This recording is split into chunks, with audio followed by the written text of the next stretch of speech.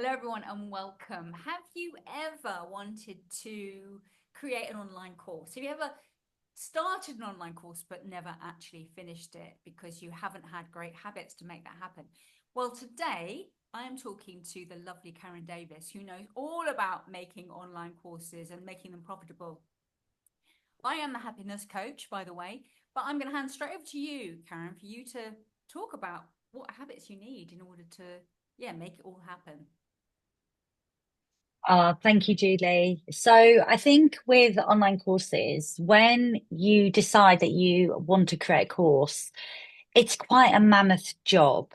So I think one of the things that people often think is that they're going to have something ready to go very quickly, and creating an online course is a process, and you have to go through a journey to kind of get to the end. I mean, like with most things, anything that you create at the beginning requires you to go on that journey.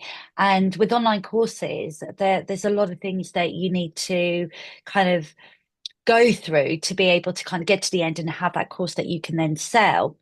And I think in order to support your progress as you create your course, I think you do need to sort of build in some good habits that will ultimately support you as you move through that process. Um, and I think the first and foremost is really about being realistic, obviously, with your time, because I don't know about you, but we can all kind of be probably be guilty of thinking we've got more time than we actually do. And then what happens is we set ourselves up to fail because we don't really have the time available that we thought we did. So I think one of the sort of habits that I would encourage people to build is just setting yourself up every single week with a focus. So I'm not talking necessarily a to-do list, but what I'm talking about is kind of getting really clear on what your week looks like. Now, I'm not talking about a month. I'm not talking about a day. I'm talking about a week because I think a week is digestible. I think when you start looking at a month and beyond, it becomes almost a little bit um, more difficult to kind of determine what that's going to look like. So I think with when you're looking at your week, you can sort of look in at your calendar and you can kind of get a realistic snapshot as to what you have available to work with. And I think that's the first habit that I would encourage people to do, because then you can determine from that, what can I then put aside to work on my online course? Because most people that are creating courses often have something that they're having to juggle alongside. So it could be the fact that you run your own business, or it might be the fact that you have a job, or you have a family, or you have something that's sort of equally taking your attention. So I think right from the get-go, being really clear, what does your week look like and what time can you put aside? And can you actually block out time in order to sort of work on that course? And if you can do that every single week, you will absolutely be a ninja when it comes to getting your course done. And I talk about this from first-hand experience because when I created my very first online course, Crafting Your Brand, I had a young family and I was running a business and I was doing all the things, and I was getting frustrated because I wasn't achieving results. I wasn't getting my stuff done, and I knew what I wanted to have, but it wasn't working. So I had to kind of take time out and look at, like, what can I put in place that's going to support me? But it's not a one-time thing. You have to show up and do that every single week. And what I found was dedicating a day a week, and even sort of taking, say, 2 hours of that day, that really helped me to get into the flow of creating my online course. So for me, it was every Friday I would have 2 hours, and nothing would kind of interfere with those 2 hours. And I'd block it out in my calendar. And so I'd put it on a repeat every single week. That would be the time. And just by doing those 2 hours every single week, I made progress. And I actually got my stuff done. And so I think that's first and foremost a key habit that I think you need to build in sort of creating your online course. Absolutely. And I guess the other thing is that once you know you've got that time blocked off, you can then kind of let it go a little bit. It's Yeah, easy to get preoccupied with, oh my God, I got to do it and I haven't done it. And when am I going to find time? And, and it takes up a lot of energy. it So I think that's a does. really great strategy. Yeah. Yeah, and also the guilt as well. So I want to create an online course and I want to get it done and I want to have something to sell, next 3 months. Oh, but I haven't done any work. It's like going to the gym, isn't it? Like, you join the gym, you go for the first few times, and then life just happens and gets in the way. And then you feel guilty. You carry this really awful guilt around that you haven't been to the gym. And so that then plays on your mind and takes that energy. And I think just penciling time in your calendar and putting it on a repeat so you know what you're doing. Like you say, you can relinquish it. It's gone. You Yeah. know you're going to do it. As long as you show up for those 2 hours or whatever you can afford, you can get it done.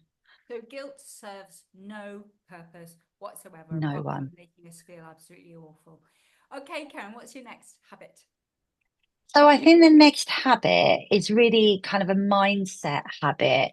And this is something that what I've noticed with a lot of my clients, they all struggle with. It's that fear of the imposter syndrome. Because the thing about, again, an online course, it's requiring you to step out of your comfort zone and show up and be visible and create something around your knowledge. Well, of course, a lot of people don't think that they're expert enough, or, they might see somebody else in their space doing it and think that they're doing it better and all of this. So I think the next habit to adopt is one where it's more of an internal sort of dialogue that you have with yourself, where you can support your own kind of space in terms of, you know, sort of talking to yourself about what you can do to help yourself, the fact that you do know your stuff, the fact that you are expert, you can do this, and then being able to do that on a regular basis and building in time just to have that internal dialogue so that you kind of support your own sort of feelings around what you're doing. Because I think the worst thing to do is to kind of obviously identify that you want to create a course, you start it, and then it tails off. You don't then finish it because you're in your own way. You're sabotaging your own success because you're getting in your own way and telling yourself you can't do this. So it's just about having that sort of mental dialogue on a regular basis. And that could be when you're in the shower, it could be, it could be when you're out walking the dog. Just talk to yourself in a positive way so that you can identify how brilliant you are so that you can then bring that into the work that you're doing. So is that by using affirmations, Karen? How do people actually do it? Because if it's not something they're used to doing, how are they going to suddenly adopt this new way of thinking? Because you're absolutely right that mindset it influences absolutely everything. And of course, some people might think, I want to do this course, at 1 minute and think, I've got the expertise, and then, like you say, doubt themselves. But also ultimately it might be that they fear that they won't be successful with their course and they won't fill it up and get what they want from it, or the Yeah. people, but there won't be enough participants. So somehow they sabotage the process along the way. So how can they adopt this mindset if they're not used to having, good self-talk? Yeah, well, I think affirmations are great. And I think this is a habit that needs to be learned. So if somebody is doesn't do this in their everyday, you're absolutely right. It is going to sort of be a new way of thinking. But I think it's an important habit to adopt, not just with online courses, but in anything. Just being able to kind of connect with yourself internally and to because nobody's going to know you better than you know you. And there's some power in being able to kind of talk through things in your mind that kind of helps you to kind of understand, number one, why you're doing it, but the fact that you can do it as well. And it's having that internal dialogue. So I think it's just about starting and like talking to yourself and not being afraid to kind of speak to yourself internally, have that conversation with yourself. Why am I doing this? Well, I'm doing it because of this. What's it going to do for me? Well, it's going to give you more time. It's going to give you more freedom. You're going to be able to create this impact and actually have that dialogue. And use affirmations, use positive quotes, use whatever you need, but start to sort of do that internal talking And it is something that, it kind of can feel really uncomfortable if you're not used to it. But the great thing about this is nobody knows because it's internal. Yeah. And we should Might be all be so, useful. Sorry, Karen. It might be yeah, useful to actually to get really clear at the beginning of the course yeah, that why you're doing it and what it's for, which I know because I'm doing a course with you. I know that's yeah, really important. So that is a step. Um, but also maybe having it on a piece of paper so you can remind yourself, this is why I'm doing it.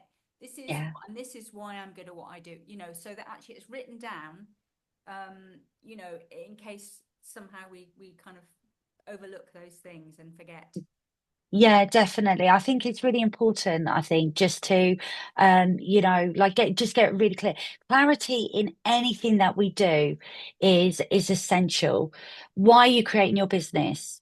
Why are you creating why do you post on social media? Why do you send an email out to your subscribers? Why are you creating like we have to have this clarity before we do anything, before we spend our time doing anything, we have to be really clear. And I think by getting really clear and understanding what it is you want to create for yourself, what you want to create for your life, the life that you want to build. I've always said that businesses are created for a sense of freedom. That's what people are chasing. When you strip everything away, I believe it's the freedom that sits at the very heart of what people are trying to do. And and I think along the way that gets a little bit um, it gets forgotten because you get caught up in the chaos of life and running a business and doing all the things and wearing all the hats and all of this. And I think people forget that the reason why they've started a business in the first place is to give them that freedom that they crave. Now, it could be freedom financially, it could be creative freedom, it could be complete to be autonomous, or it could just be because they want more time. They want more time to enjoy their life. So then by keeping, if you like, your eye on the prize, the decisions that you then go on to make need to be able to support what your intentions were in the first place. So I like the idea of getting it clear, getting it written down and putting it in front of you. Like they say, vision boards. Vision boards are powerful because they keep you aligned to what your greater goal is. And I think with online courses, I think that's a great idea as well. But once you've got it, you need to get yourself out your own way. Yeah. And I think it's that ultimately stops people. It's this, I'm going to start and then it's going to tail off and then I'm not going to finish it, Yeah, I couldn't you agree. know? Okay, what's next? Yeah. So I think the third sort of habit to adopt is all about workflow. So this is a bit more practical one. So in my business, what I have learned and what I've adopted over the many years is building out very simple workflows that help me to get things done. And a workflow is simply a step by step by step approach to doing something. That's all it is. And it doesn't matter whether it's your online course or whether it's your marketing or whether it's creating a new offer, whatever it is, it doesn't matter. There will be a very simple system that you'll need to follow to actually get something done. And I think when you approach something on a regular basis, you need to kind of have something that kind of supports you in doing so that when life happens, you're not suddenly going all down different rabbit holes, doing all the different things. So I think the next habit is about adopting a very, very, very simple workflow that supports what it is you're trying to get done. So for example, if it's the online course and you're looking at doing something and you say you're creating content for a lesson, then what you would need to do is just work out what steps are needed to create what you need to get done for that lesson. So it might be that you need to identify what content. Once you've identified what content, it might be that you want to write a script around the content. It might be that you need to create some slides if you're doing a voiceover slides, and then you may need to record it. So then you need to just create a very simple workflow that's going to help you to achieve that. And one of the tools that I use to do this is Trello, because Trello for those that don't know, is a project management tool. It's in Kanban style, so it's columns, and you could just put step one is this, step two is this, step three is this, step four is that. And what that does is when you are doing something on repeat, and with an online course, there's a lot of repetitive tasks, you can then use that workflow to guide you through what you're doing. So it might be that you might create a simple system that has to do in progress completed. And maybe that might be your simple workflow. But I think having something that you use on a regular basis will support your efforts as you're creating your course. Excellent. Yeah. Wow. Great habits, Karen. Anything else you want to add? I think with anything, I think it is just like I say, it's getting clear on what you're doing. It's identifying why you're doing it, and it's keeping your mind on what that looks like going forward. So get really clear on what life is going to be like when you have your online course created. You're going to have more time, more money, more freedom, more control. You're going to create a business that you love. You're going to create more impact. So I think lean into that feeling of what that's going to look like, and then set yourself up for success by creating these habits and getting really clear on what you need to do to get things happening. And then to take action, do not worry about being perfect, but just do the work. And then at the end of it, you'll have something that will be a game changer in your business. I love that. So it's get clear, lean in, and keep the main thing the main thing. Boom. Yeah. And don't get distracted.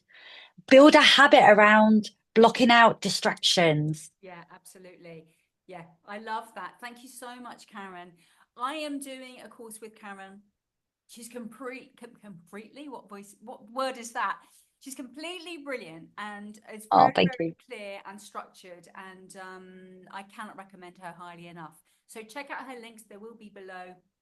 Mine will be there as well. If you want to be a happy, healthy human, you need great habits. Check out my links for more. So thank you, Karen, once again. And thank you, everyone else, for watching.